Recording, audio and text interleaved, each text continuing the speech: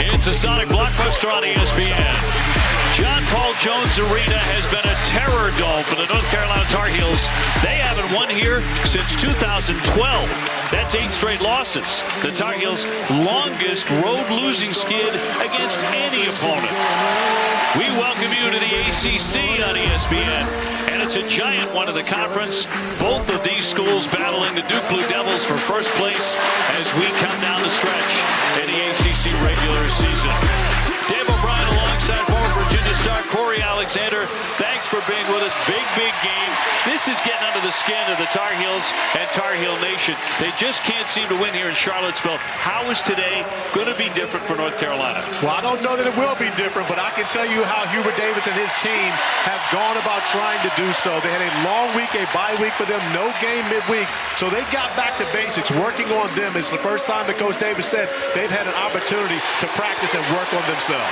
So we await the winner of the Wake Forest and Duke game to see what the standings will show coming into this particular tip. But Hubert's Tar Heels are 20-6, 12-3 in the conference. Beginning today, tied with Duke for first place with 5 games to play.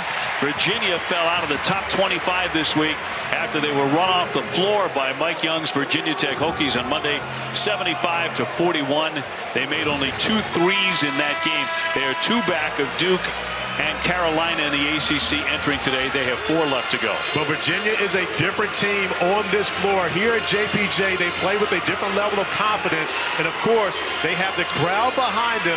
Their 23-game winning streak at home was ended by Pittsburgh 2 games ago here. And this Virginia team offensively struggled, only 45 points per game in their last 2 games.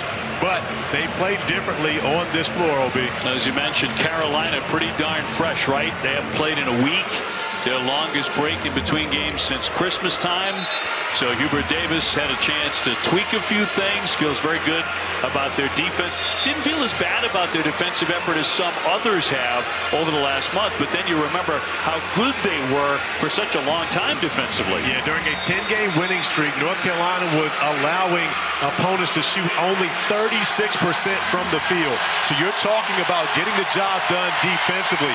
In the last 6, it's been 45%. They want to get back to that stingy defense they had during the winning streak.